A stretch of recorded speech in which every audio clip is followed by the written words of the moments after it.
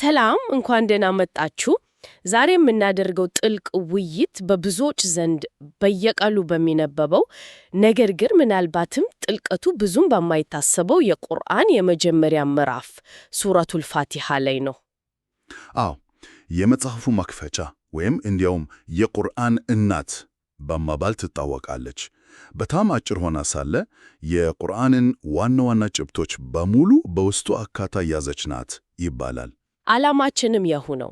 ይህንን ምዕራፍ ከላይ ከማየት ባለፈ ወደ ቃላቱ ስር፣ ወደ አረፍተ ነገሩ አወቃቀር ዘልቀን በመግባት ቋንቋው እንዴት መንፈሳዊ ትርጉሙን እንደሚያጎለብት መመርመር ነው። ልክ ነው። ለዚህም የቃላት ስርወተ ቃል ጥናትን፣ ሰዋሰዋዊ ትንታኔን እና የተለያዩ የትርጓሜ ሥራዎችን እንጠቀማለን። በጣም ጥሩ። እንግዲያው እስኪ ወደ መጀመሪያው አንቀጽ እንግባ። አንቀጽ 1 ብስመላሂ ራህማን ራሂም ወይም በአላህ ስም እጅግ በጣም ሩህሩህ በጣም አዛኝ በሆነው። ይሄ አባባል በጣም የተለመደ ከመሆኑ የተነሳ ምናልባትም ሳናስተውለው ምናልፈው ይመስለኛል።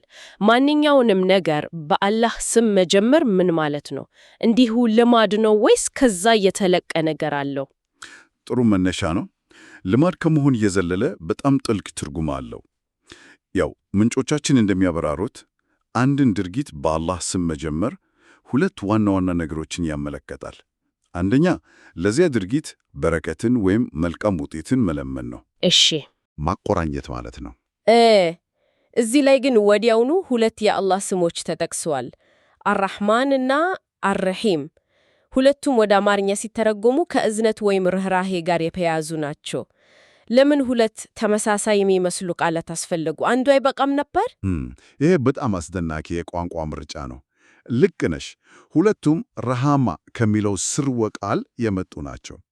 ትርጉሙም እዝነት፣ ርኅራሄ፣ እንክብካቤ ነው።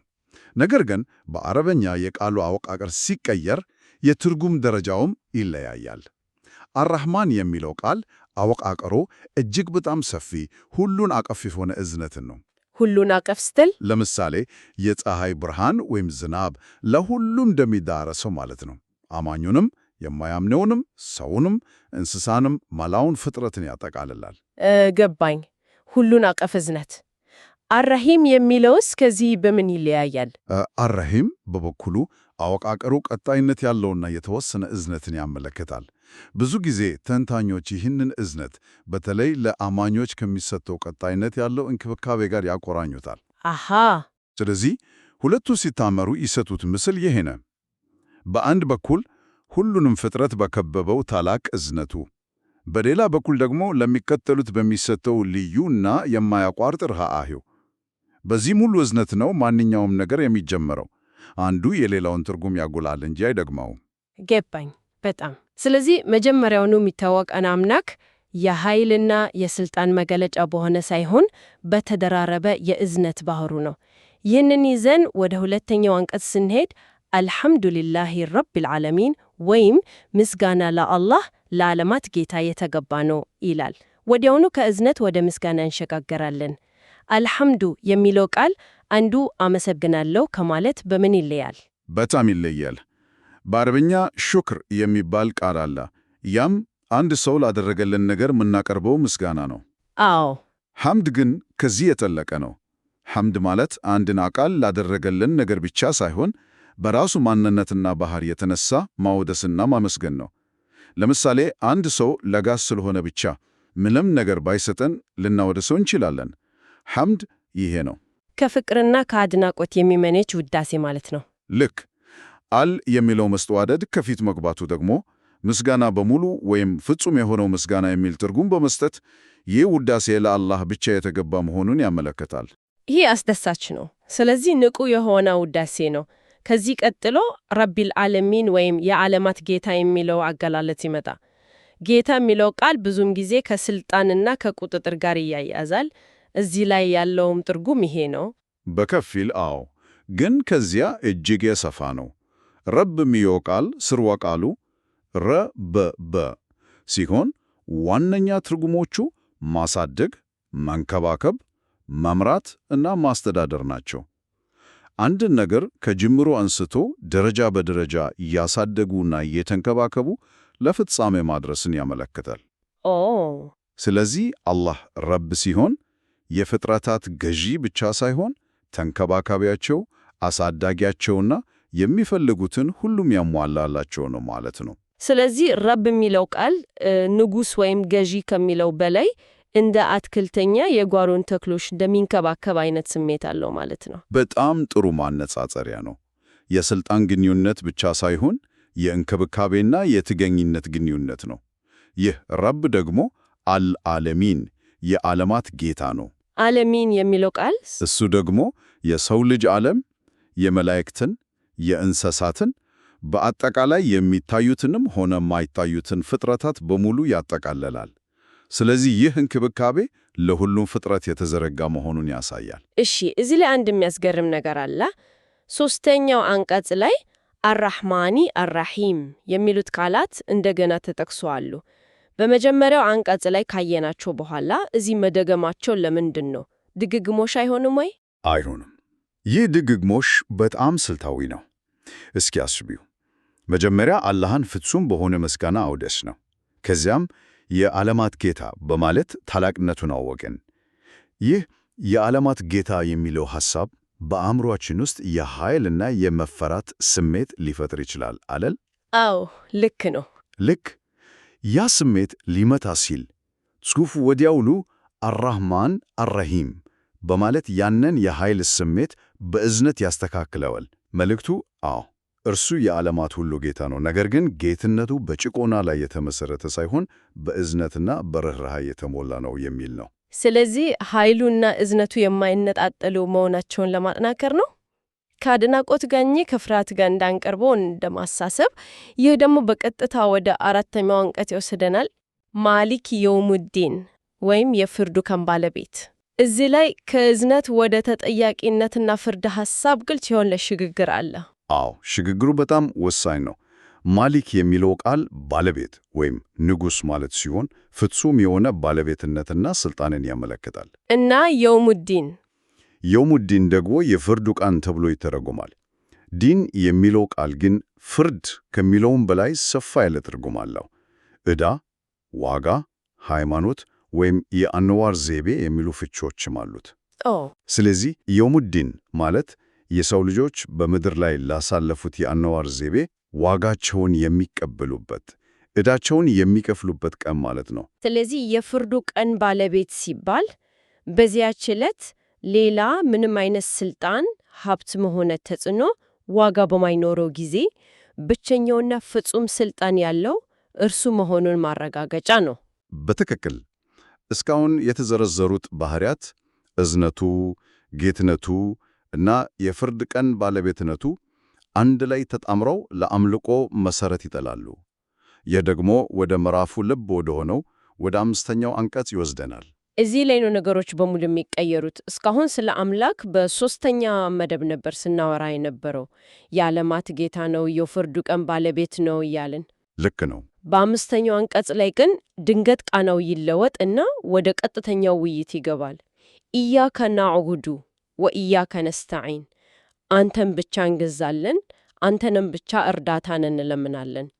ይህ የአመለካከት ሽግግር በጣም አስገራሚ ነው። ይህ የምዕራፉ የመንፈሳዊ ጉዞ ማማ ነው። ከአምላክ ማንነት ላይ ካደረግነው ምልከታና ዕውቅና በቀጥታ ወደ እርሱ ቀርበን የምንገባውን ኪዳን ያሳያል። እዚህ ላይ የሰዋሰው አውጣቃሩ ራሱ ትልቅ መልእክት ያስተላልፋል። እንዴት? በተለመደው የአረፍተ ነገር አሰካክ ናዕቡዱ ኢያከ እንገዛሃለን ሊባል ይችል ነበር። ነገር ግን ኢያከ አንተን ብቻ የሚለው ቃል ከግሱ በፊት ነው የተቀመጠው። ምንጮቻችን እንደሚሉት ይህ በአረበኛ ቋንቋ አንድን ነገር ነጥሎ ለማውጣት እና ለማጉላት የሚደረግ ስልት ነው። ስለዚህ አንተን እንገዛለን ከማለት ይልቅ ከአንተ ውጭ ማንንም አንገዛም የሚል ጠንካራ ትርጉም ይሰጠዋል ማለት ነው። ፍጹም ትክክል። ይህ ሐስር ይባላል። ነገሩን በአንድ አካል ላይ ብቻ መወሰን። የቋንቋ አጠቃቀሙ ራሱ ቃል ኪዳን ነው። አምልኮአችን በሙሉ ለአንተ ብቻ ነው፣ እርዳታ የምንጠይቀውም ከአንተ ብቻ ነው የሚል የማያሻማ መግለጫ ነው። በጣም ግልጽ ነው። ከእርሱ ውጭ ያሉትን የሐሰት አማልክትም ሆኖ ሌሎች የምንመካባቸውን ነገሮች በሙሉ ያስወግዳል። አምልኮን ነዕቡድ እና እርዳታ መለመንን ነስተዒን ጎን ለጎን ማስቀመጡም ትኩረት የሚስብ ነው። አዎ፣ ምክንያቱም አንዱ ያለ ሌላኛው ሙሉ ማኛ አይሆንም። አምልኮ ጥረት ይጠየቃል። ያንን ጥረት ለማድረግ ደግሞ የእርሱ እርዳታ ያስፈልጋል። ስለዚህ አንተን ለማምለክ እተጋለሁ፣ ነገር ግን ያንተን እርዳታ ካላገኘሁ በስተቀር ይህን ማድረግ አልችልም የሚል የትህትና መግለጫ ነው። የተግባርና የጥገኝነት ፍጹም የሆነ ጥምረት ነው። በትክክል። ያንን ታላላቅ ቃል ኪዳን ከገባን በኋላ የምዕራፉ ፍሰት ወደ ልመና ይሸጋገራል። የመጀመሪያውና ብቸኛው ልመና ደግሞ ለሀብት፣ ለጤና ወይም ለስኬት ሳይሆን ለመመሪያ ነው። ቁጥር 6 ኢህዲነ ሲራጠል ሙስተቂም፣ ቀጥተኛውን መንገድ ምራን። ልክ ነው። ከሁሉ ነገር በላይ ዋጋ ያለው ነገር ምሪት መሆኑን ያሳያል። ኢህዲና የሚለው ቃል እንዲሁ መንገዱን አሳየን ማለት ብቻ አይደለም። ስሮ ቃሉ ሃደየ ሲሆን መንገዱን ማሳየትን፣ በመንገዱ ላይ መውሰድን፣ በመንገዱ ላይ ማጽናትና እስከ መጨረሻው ማድረስን ያጠቃልላል። በጣም የተሟላ ልመና ነው። አሲራጣል ሙስተቂም ወይም ቀጥተኛው መንገድ የሚለውስ ምን አይነት መንገድ ነው? ቀጥተኛው ማለት በስነ ምግባር የታነጸ ማለት ብቻ ነው? ከዛም በላይ ነው። አልሙስተቂም የሚለው ቃል ቀዋመ ከሚለው ስር የመጣ ሲሆን ቀጥ ያለ፣ ማይወላወል፣ ትክክለኛና ሚዛናዊ የሆነ ማለት ነው። ስለዚህ ልመናው በሕይወት ውጣ ወረድ ውስጥ፣ በሐሳብ መወዛገብ ውስጥ፣ በፈተናዎች ውስጥ የማያሻማ ግልጽና ወደ እውነት በቀጥታ የሚያደርስ መንገድን ይመለከታል። በሁሉም የሕይወት ዘርፍ ማለት ነው። አዎ፣ በመንፈሳዊ፣ በማኅበራዊ፣ በግላዊ ትክክለኛውን አቅጣጫ እንድንይዝ የሚቀርብ ጸሎት ነው። ይህ ጸሎት ግን እንዲሁ በአጠቃላይ ቀጥተኛው መንገድ ብሎ አያቆምም። የመጨረሻው አንቀጽ ቁጥር 7 ይህ መንገድ ምን እንደሚመስል እና ምን እንደማይመስል በምሳሌ ያስረዳል። ልክ ነው። ጸሎቱ ግልጽ እንዲሆን ያደርገዋል። መንገዱን የሚገልጸው በሕግጋት ዝርዝር ሳይሆን በሰዎች ምድብ ነው። በመጀመሪያ ሲራጥ አለዚነ አንዓምተ ዐለይህም፣ የእነዚያ ጸጋህን ያዋልክላቸው ሰዎች መንገድ በማለት በጎ አርአያዎችን ይጠቅሳል። አዎ፣ የምንከተለው መንገድ ከዚህ በፊት በታላላቅ ሰዎች የተሄደበት የተፈተነ መንገድ መሆኑን ያሳያል። ከዚያ ደግሞ ልንርቃቸው የሚገቡትን ሁለት ቡድኖች ይጠቅሳል። አዎ፣ መንገዱን በንጽጽር የበለጠ ያብራራዋል። ገይሪል መግዱቢ ዐለይህም፣ ቁጣ የወረደባቸው ያልሆኑትን ይላል። እነዚህ እውነትን ያወቁ ከእርሱ የሸሹትን ያመለክታል ተብሎ ይተረጎማል። እሺ፣ ከዚያም ወለዳሊን የጠፉትም ያልሆኑትን ይላል።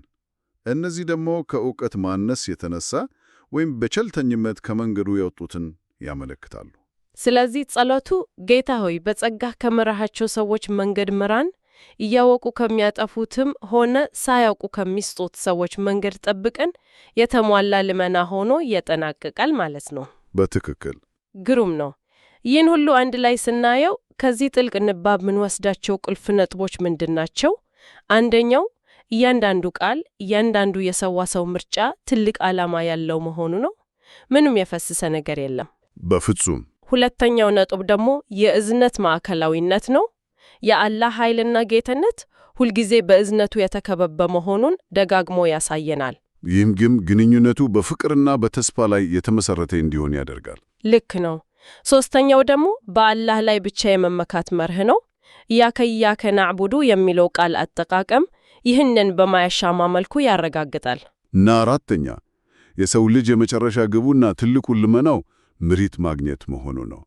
ቀጥተኛው መንገድ ላይ መሆን ከምንም ነገር በላይ ዋጋ እንዳለው ያሳያሉ። በአጠቃላይ ይህ አጭር ምዕራፍ የአንድን አማኝ ከአምላኩ ጋር ያለውን ግንኙነት ሙሉ ዑደት የሚያሳይ ይመስላል። በትክክል ከማወቅና ከማድነቅ ይጀምራል፣ ወደ ቃል ኪዳንና ፍጹም ተገዥነት ይሸጋገራል፣ በመጨረሻም በትህትና በተሞላ የምሪት ልመና ይጠናቀቃል። ለዚህም ነው የቁርአን እናት የተባለው ሁሉንም ነገር በዘሩ ይዟል። እግናለሁ። ለዛሬው ውይይታችን ይህን ይመስላል። ነገር ግን አንድ አድማጮቻችን እንዲያስቡበት የምንፈልገውን ነጥብ ትተንልፍ። በምዕራፉ አጋማሽ ላይ ንግግሩ ከሶስተኛ መደብ እርሱ ወደ ሁለተኛ መደብ አንተ ይቀየራል ብለናል። ይህ ድንገተኛ የአመለካከት ሽግግር ከገለጻው ወደ ቀጥተኛ እና ግላዊ ውይይት መግባት ስለ ጸሎት ምንነትና ከአምላክ ጋር ስለሚኖረን ግንኙነት ተፈጥሮ ምን የሚነግረን ይመስላችኋል? ዕውቀት መቼ ነው ወደ ወደ ግላዊ ግንኙነት የሚቀየረው?